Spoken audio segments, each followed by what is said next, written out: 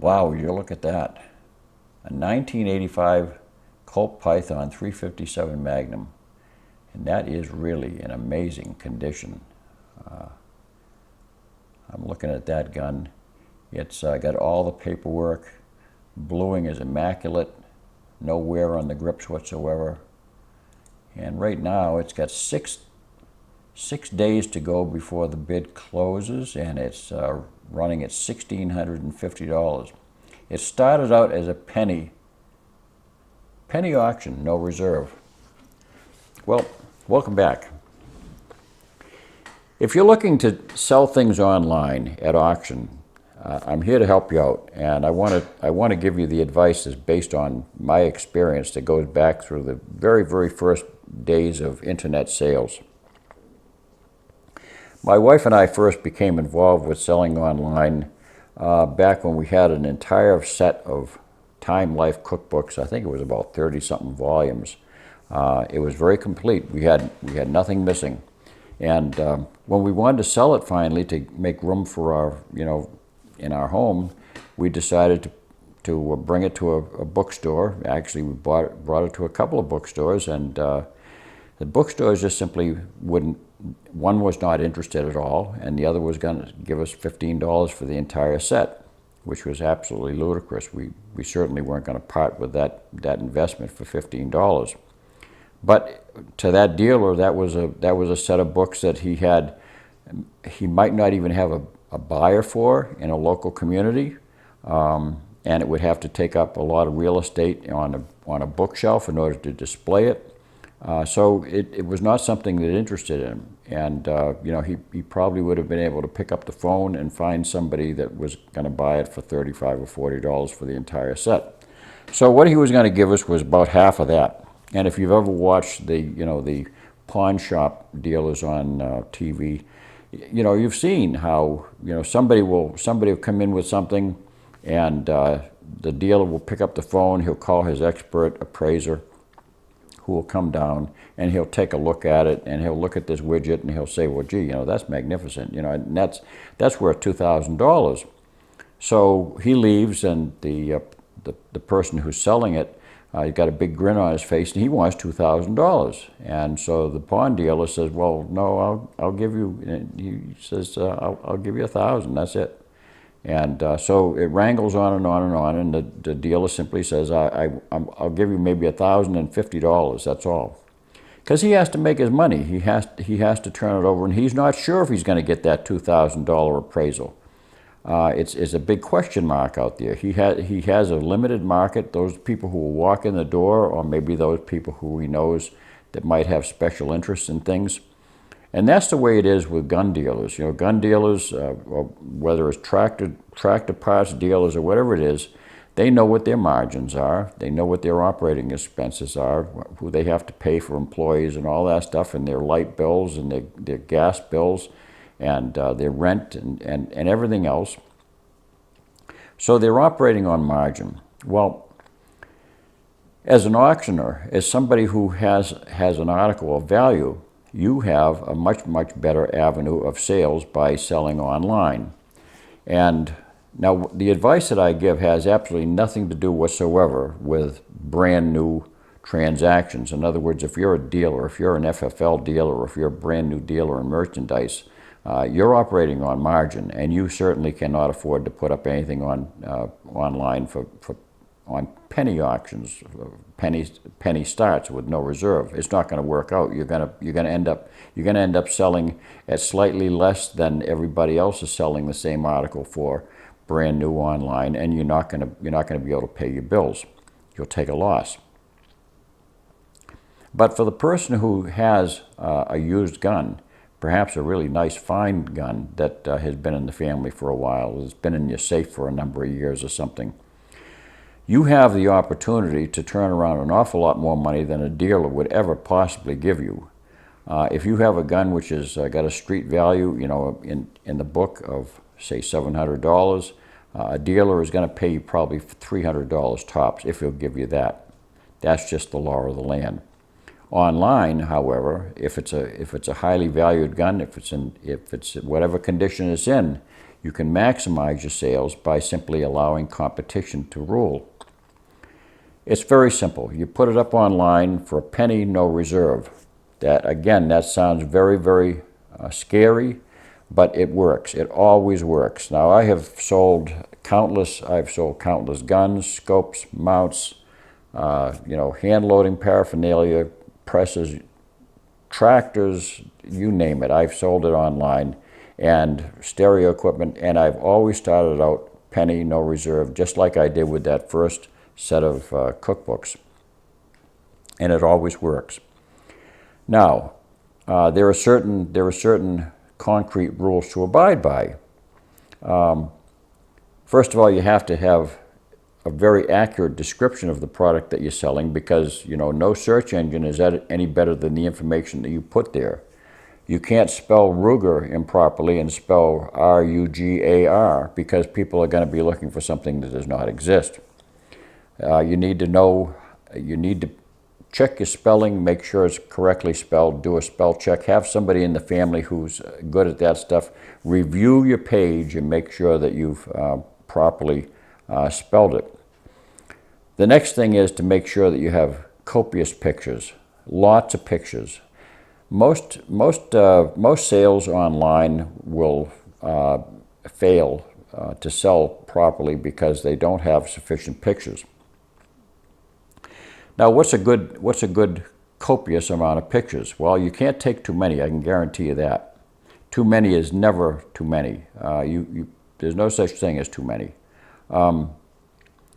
You can take a minimum of 20 pictures of any gun. That means that, well, if it's a long gun, for a short handgun, it would be probably half of that. For a long gun, I take a full-length picture of the entire gun from butt to muzzle, from its front, what I call the front side. That's the side with the ejection port. And then I take a reverse image, the reverse side of that full-length picture. Then I start down one end and go to the other end. And even if it's a handgun, I'll take close-ups and I'll start with the grip and I'll go to the cylinder and I'll go to the barrel. And then when I get all done with that side, then I'll flip it over and do the same thing with the other side. If it's a long gun, I'll take this picture of the stock and I'll take a picture of the receiver, take a picture of the fore end, take a picture of the front of the barrel, and then I'll take a picture of the same images all the way across, doing the other side, the back side of the gun, then doing the top of the gun, then doing the underside of the gun. I'll make sure to make the pictures fill the screen and have a full-size screen. You don't want to be cropping such that you've got a full-length picture that's constrained in a tube, so you have this, it looks like a soda straw with a gun on it. You don't want that. You want to have a full-size picture that looks very attractive, because that's going to be your thumbnail image. That's going to be displayed for everybody to see. They want to be able to see it in its entire glory. You don't want to have your 2 feet sticking into the picture, because you were standing there looking down on the gun with your 2 feet. If you need to, kneel on a chair, kneeling over, or use a tripod looking down on the gun with a remote control or whatever. If you don't have the equipment to take very, very sharp pictures, have somebody help you out with that, because you want to take extremely sharp, clear photos, just like this image right here. People, they tend to want to touch and feel a gun, or touch and feel anything that they're buying. That it's just natural. They want to. So many times you'll see where people they shy from buying anything online because they can't physically touch it and feel it, smell it, and we're tactile individuals. We're creatures who like to know what we're buying. Well, the closest second option is to give them that as close as you possibly can to that same sensation of being there, of being able to touch and feel that gun all the way along, inspecting it, inspecting every aspect of it, especially, and I say this especially, of the flaws. If you've got a scratch on the stock, zero in on that scratch and get a sharp, clear picture. If you've got a blemish on that bluing, zero in on that and take a particular picture of that section where the bluing is marred. That is key. That's not going to hurt your sale. That's going to help your sale, because the person who's buying it is going to know exactly what he's buying, and he's going to factor that in and say, well, gee, that's all right. I can deal with that. Or if whatever, he's going to price it accordingly. But if he thinks you're shying something away, if he thinks that you're hiding something from him, that buyer is not going to be interested in the least. Not the high power buyer. He's not going to be interested in a gun that he can't see the blemishes. You cannot enhance a gun. You can't take magic markers and color over any bluing or anything like that, because you know what it boils down to is, when it's all said and done, that person is going to review your auction. He's going to review the sale, and he's going to give you a D or an F. And if he gives you a D or an F, that's something you have to live with forever. It's on your website forever, and you can't clear that off. So, you know, your word is gold. You have to be able to show that everything that you have shown online is as it really is, and not some fakery involved, and you're not trying to hide anything. That's very key. Take pictures of all sides of the gun, and then make sure you take pictures of the buttstock. People like to actually look at the butt plate to see what sort of wear is it. In other words, if it's an old, if it's got an old steel butt plate, they want to see if that thing has got gravel marks on it or something like that, or if the rubber is worn down. You know, and if it is, it is. That's what they want to see. They want to see what the condition is, and that's how they'll rate it. Everything that you sell online will sell for its top dollar as long as people know what they're buying, and it'll get the greatest value. A basic rule in selling is that nothing will ever sell for a penny more than somebody is willing to pay for it. And so many people I see who put things up online seem to misunderstand that basic premise in law. Is that, and I see that every day when I, drive down the road and I see somebody's, camping trailer out there, or a car that's been out there for three or 4 weeks or a month or more, with a for sale sign, and, weeds are growing around the car. And it's just simply collecting leaves because nobody is interested. Well, I don't have to ask anybody what the price is. It's just simply too much. Everybody who has inquired has found out that it's more than they're willing to pay. So, my dad and his buddy used to, when they sold an old car, they would just simply put it out there, best offer. They'd put it in the paper, best offer, and people would come by. They'd be flooded with phone calls. Can I come by and look at it tonight? And he'd take a list of all the people who came by, and he'd say, what's your best offer? And he'd write it down, write their phone number down, and then after so many days, he'd call somebody up and he'd say, you got it, pal, because you were the best offer. And that's the same thing. That's the same principle. So, you let the market, and you simply, in that situation, you simply let people know, this is going to be, I'm putting this up for sale for a week, and if you happen to be the high bidder, you're going to get it. That's it. And so people would put in an honest best offer. So that's what we're doing here. We're simply putting up a situation where somebody can make their best offer. I can think back to quite a number of instances where I was a little bit frightened. I had a Seiko 22 bolt action bull barrel. It was a heavy barrel sporter varmint model. In fact, it's the one that you'll see on my thumbnail on my Gun Blue 490 website. I'm standing there, and there's a scope gun. That's the gun. Well, I took the scope off it, and that's rule number one: is take off any accoutrement. Take everything off. You don't want to sell a scope on a rifle. Nobody wants you. They want to sell you. They want to buy your rifle. They're not interested in buying a rifle with a scope. They may have their own scope in mind, or they may not want your scope at all. They're not interested in paying for something that they don't want.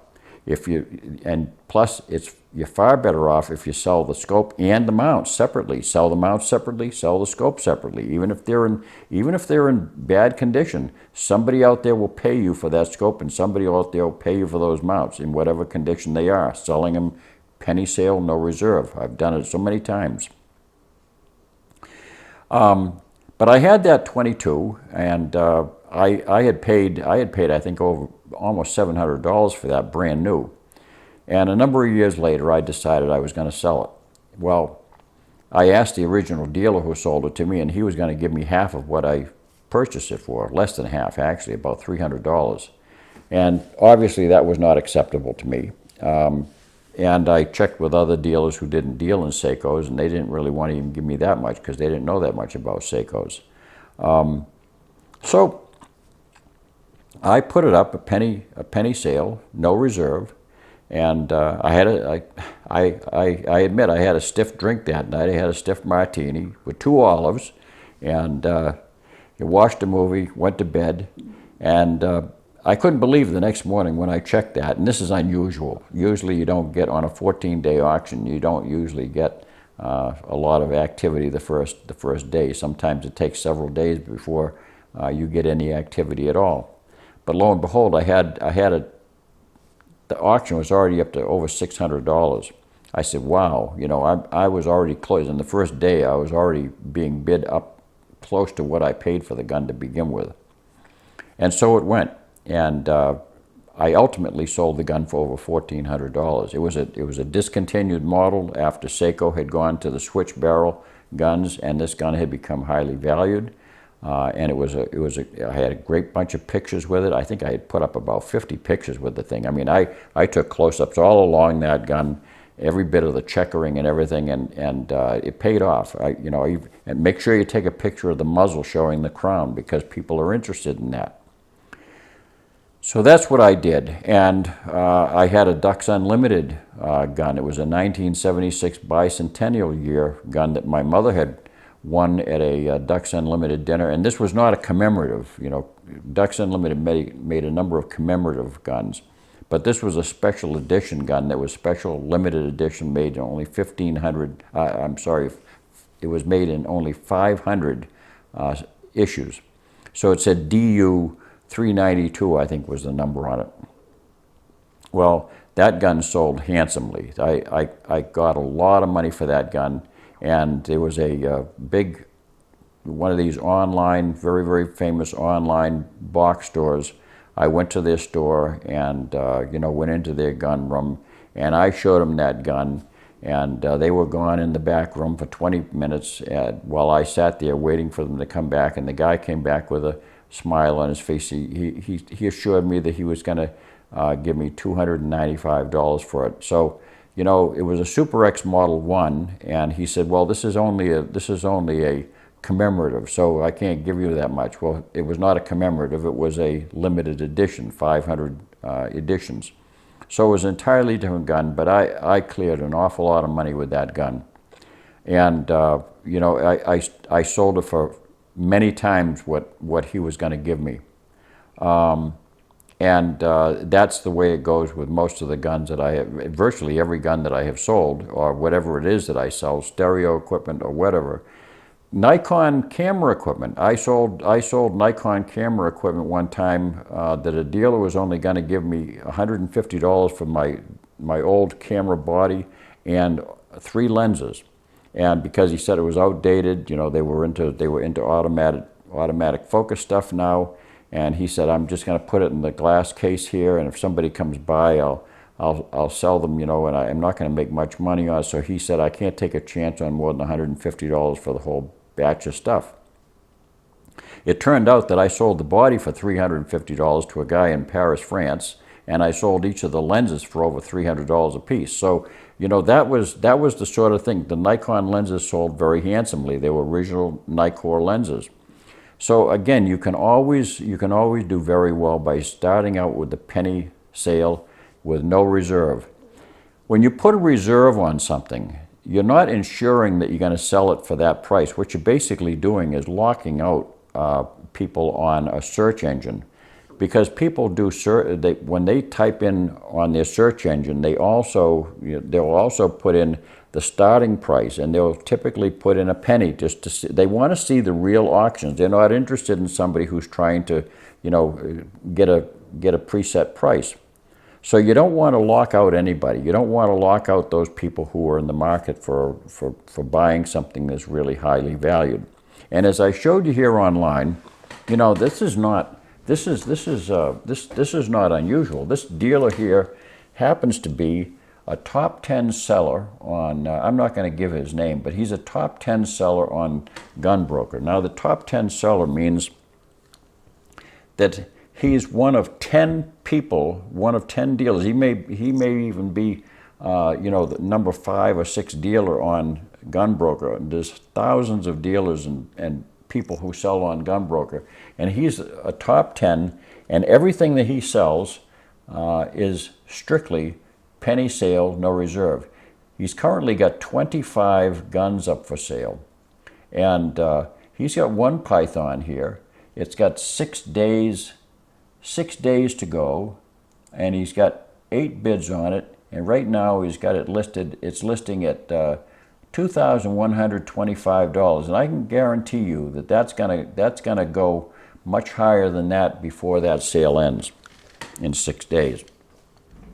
So take a clue from that. He didn't get to be in the number 10 position on Gunbroker by predetermining values, by looking at a book and saying, well, I'm going to sell that Python for $1,200. He just lets it ride and lets the competition start, and the competition is fierce.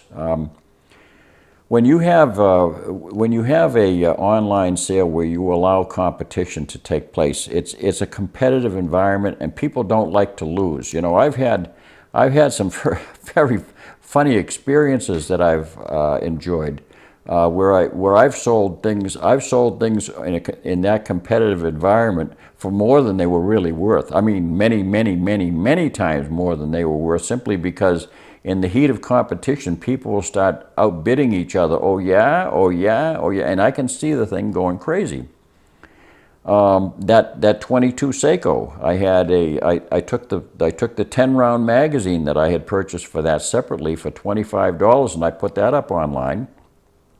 And I had a note from an email from a potential buyer, and he was from the Midwest, and he asked me if I would send it to him first class mail, uninsured. And now that was not my practice. My practice is normally to sell everything, you know, and send everything by priority insured. But I said, as long as you send me a confirmation letter by email that says that you desire for me to sell that uninsured, I said I'll be glad to do so. So it would save him some money. Now, I didn't know why he was doing that, but the reason why he was doing that was because he said it, the last line was, look for some heavy bidding. I didn't know what that meant. I thought maybe he was thinking maybe bidding for, you know, $15 or $20 or something like that. Well, my wife went off shopping one day as the auction was closing, and it was getting close to closing time at the end of the 10-day auction, and all of a sudden the price it started going up radically. You know, it was around $10, $15, $20, and then suddenly this same bidder started bidding heavily against another guy. And the bidding continued, and they kept on resetting the clock. Gunbroker has a 15-minute reset rule. So any bids that are entered within the last 15 minutes of the sale immediately resets the clock for another 15 minutes. And so it went. My wife came home an hour and a half later from shopping, and the bidding was still going on. And it didn't stop until this guy from the Midwest, he purchased it for $110 plus the first class postage. And I put it in a manila envelope, and I packaged it up very carefully. He just wanted me to ship it in a white envelope, you know, like you mail letters. I figured, well, gee, you know, I should at least wrap it up nicely and solidly with some foam and ship it. So I paid a couple of bucks extra because it went over an ounce. But just the same, that just goes to show you that, you know, something that somebody wants, they're willing to pay for. That was a magazine. I went shopping immediately. I was calling all around the country to see if anybody had those extra capacity Seiko magazines, and I found out why he wanted that extra capacity magazine and was willing to pay extra for it simply because it was not available. There was nobody out there who had them, and he wanted a 10-round magazine. So, and here's my buddy Benny. Yeah, he just came back from shopping. So that's key. Always make sure you started out with a penny, no reserve. Now, and make sure you have all those pictures. Now, as far as posting it online, I see a number of things that really don't work. You want to avoid certain cliches because they're unnecessary. They mark you as a rank amateur online, and you know people don't like to buy from somebody who thinks they're trying to fleece them or anything like that, or you know get fancy. Forget the NIB, the new in box. The only person who's selling anything new in the box is the dealer who's selling the brand new gun, period. Your gun is not new in the box. It's used, and it comes with a box perhaps, but it's not new in box. So forget the NIB.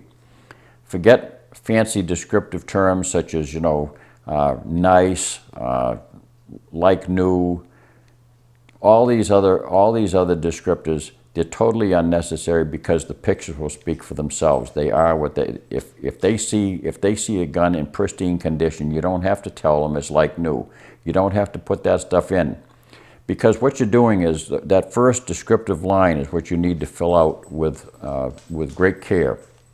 Make sure that it's properly spelled. Make sure you don't spell Ruger, R-U-G-A-R, or something like that, and misspell Remington, or misspell Winchester, or misspell Tika, or anything like that. You want to make sure everything is spell checked. Have somebody else in the family, check your work. Make sure that you compare it to what's written on the receiver of the gun, and make sure that everything is exactly the same as it's intended to be. Because if it's not spelled correctly, you could find yourself without a buyer. You could find yourself actually selling that for a penny. That's not going to happen in real life. If you spell things correctly and you post it correctly, you're going to have a feeding frenzy on that gun. It may not start right away. With that Seiko rifle, things started out right away and they continued right along because apparently that was a highly sought after gun. But sometimes people are coy, and sometimes people will hold off, and they will not. A good auction buyer, he will not bid against himself. He's not going to start, going into a long haul of bidding from the beginning to the end, because he's simply bidding against himself and raising the price. The pro, the person who understands how auctions work, he's going to wait, he's going to hang in the wings, and he's going to wait until that last 15 minutes, and then he's going to drop his bid in there. It's going to be a bomb. And this is also a hint if you're buying something. If you found that Model 52 that you've been dying to get for years, and you just, this is the one, and you really want it, you've got to gird your loins and be willing to throw in a bid that will top any competitor out there. And when I say that is you throw your bid at the very end in that last 15 minutes, the last 20 minutes or whatever, and it's going to reset the clock for sure. And somebody else may be prepared to bid against you. But what I say is you've got to drop a bomb on that, and you've got to be able to throw in a bid which you know is going to, in that 15-minute interval, is going to stymie everybody. In other words, they're going to be shocked and amazed. It's got to be shock and awe. So every time he tries to throw in a bid, your automatic bid will automatically bounce above his, and his bid will get continually rejected. In other words, it'll come up online, your bid was unsuccessful, would you like to bid again? And so forth. He's going to try rebidding 2 or 3 times. And if you can throw in a bid which is big enough so that he can't throw in 3 or 4 more bids and without topping you, you're in good shape. But you've got to be willing to do that, otherwise you're going to lose it, because there's always somebody out there who's a power bidder who's going to be willing to do just the same thing. So that's the buying end of it. And the selling end of it is also, as I say, make sure you have plenty of pictures, sharp, clear pictures. Don't have any distracting backgrounds. It's absolutely ridiculous when I see dealers who are selling things, they constantly are selling guns. They put them on a gun cradle, and they put them on their glass case, and they've got all this ammo behind them. They got the shiny glass case under it, and all this distraction, the last thing you can really see is the gun itself. All you see is all the shop. I see, and there's worse than that. I've seen people, you know, put the gun down there, and there's a sleeping bag over here. There's all his hunting paraphernalia, his gun stuff. It looks like he just came home from hunting, and he's got his gun propped up in amidst all this junk, and his dirty underwear and everything else. I mean, you see it all. I see people who put, you know, guns in a vise, you know, in a dirty vise, and they've got all their shop equipment all around. Nobody's interested in that. They're interested only in your gun. I recommend that you take your pictures. The best possible thing is to take your pictures outside where it's a bright, overcast day, without the sun glaring, without having any light glinting off of the metal, and it gives the most realistic, you know, image of the metal and of the wood or whatever materials are being used to make the gun, and have a neutral background. It could be simply a wood deck. It could be you know, a beige, you know, carpet remnant or something like that. I would avoid white. White backgrounds tend to bounce back, and they cause too much contrast between the gun, and it makes the gun just look black. Powder blue is not a bad background. That tends to be okay. That complements the bluing of the gun without causing a flash, you know, without causing a contrast issue. But try different things, but make sure that you have a very, very neutral background, and avoid having your feet stuck in the middle of your picture when you're taking that downward shot. You can't have your feet in the picture. You want to have nothing but gun, cropped in such a way that the gun is well displayed, but without, you don't want to crop it so much that you have that tubular appearance on your thumbnail. And as your description goes down at the bottom, make sure that your description is exactly that, very descriptive. If you've got any like a set trigger, make sure you include that. If it's you don't need to include how many shots it's fired. Nobody cares about that. It's the condition of the gun is all that matters. And nobody's going to believe you anyway. If you say that it's only fired one box of shells, they're not going to believe you anyway. It's neither here nor there, because guns will fire thousands and thousands and thousands of shots. They're more interested in what the gun looks like. If it's a used over and under or side-by-side shotgun, and if it has a loose action, you better say it's a loose. The action has a little bit of looseness or something. If it's a tight action, you can say it has a very tight, like new action, locks up tightly. Those are descriptions that have to be given. Otherwise, you're going to be getting clobbered when the person reviews you, and you don't want to be getting an F because somebody says, you know, this is a fraudulent sale. I bought a gun, and it turned out my gunsmith says it can't be shot safely. It's too loose, and so forth and so on. You have to be very descriptive and very honest, and avoid the salty language and the salty types of descriptions in your, you know, warnings and all that stuff. I'll say this, you know, aside from all the political banter and all that, you've got to be very careful about not offending people about, you know, the guns that you're selling. Nobody needs to be reminded that they live in a state that has restrictions on purchasing of guns, and you don't need to have to remind them that they live in a state which, you know, has such restrictions. They know about that. They're gun owners, remember. These are people who have to deal with that on a daily basis, but for whatever reason, they're living in that state. Please don't be judging them. If you're judging them, it's not going to go off well, and you're possibly going to lose some of the best sales that you could have. Some of those people are just as hungry for a gun as anybody else, and they know what the restrictions are, and they know that they can't buy a gun that has a bayonet lug on it or something, and they can't buy it with, you know, high-capacity magazines. They know their restrictions, and if they don't know, they're in jeopardy of losing the sale right at when it gets to the FFL, because when it arrives at their FFL can't transfer it to them if it's an illegal confirmation. So they know that stuff. So you don't have to offend them by, you know, telling, oh, well, I'm not going to be selling to this state or that state or anything else. Put it up online. They know their restrictions. Their money is as good as anybody else. That's my own personal recommendation. I have sold plenty of guns to these states that have these restrictions, and in many cases, the reason I sold it to them was because they were the top bidder, and they came out higher than anybody else. The reason why that happens is because they refused sales by so many people who, put in their description that they're not going to sell to them. I have no idea why that's the case. If that person's willing to buy it and it's a legal sale, it's a perfectly good sale. Their money is good. When you go to fill out the various check boxes, be careful what you put down in your check boxes. Make sure that you have your payments that are selected correctly. Popular payments are, naturally bank money orders, postal money orders, bank checks. That's what I typically will check off. I will include it at the bottom. Personal checks will be honored after they clear. So in other words, if they send me a personal check, unless it's an emergency and I want to make sure I have that money cleared right away, but usually there's not an emergency situation, I can wait a few days, or usually these days it's only a couple of days for a check to clear. If the check clears, then I send the gun out.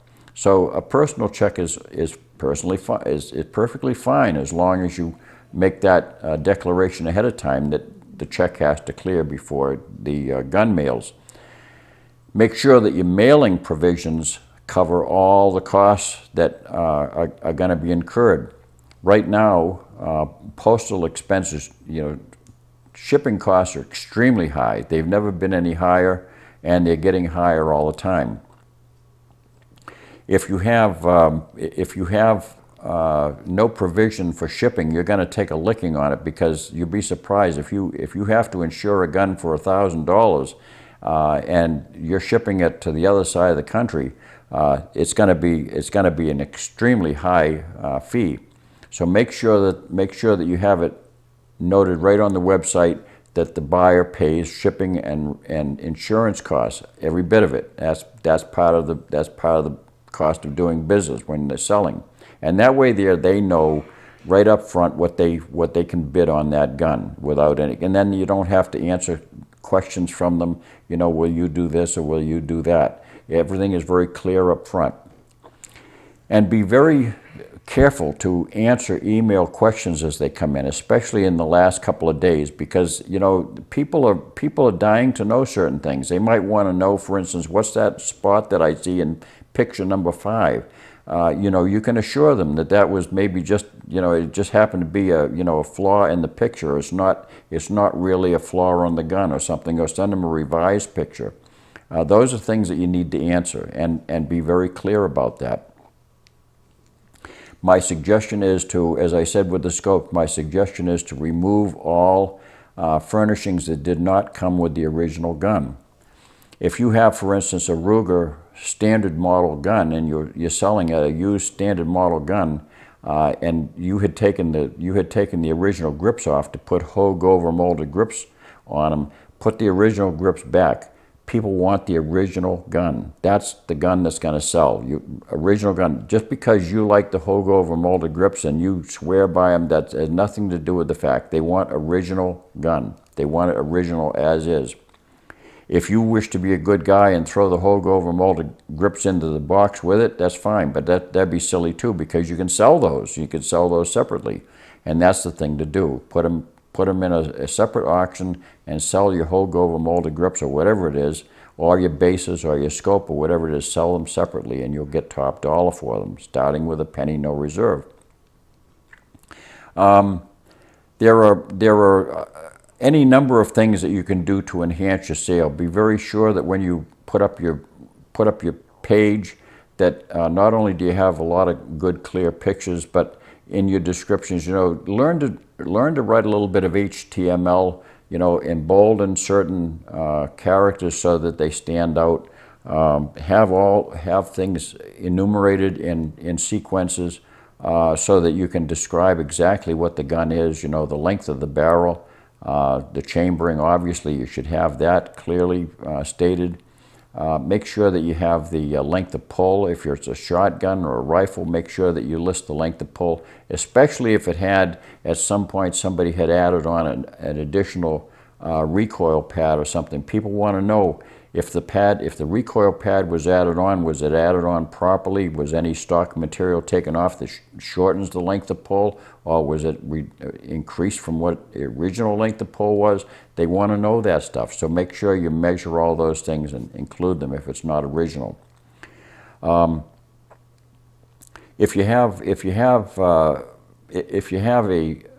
website that is separate, in other words, you're posting it on your gun broker site, or if you're on eBay or whatever it is that you're selling, it not necessarily guns, but make sure that your linkage is correct so that people get to see what they should be seeing, and that you don't have characters that are botched with HTML errors and things like that. Make sure your page is clean and preview it before you launch it. Make sure that it appears correctly.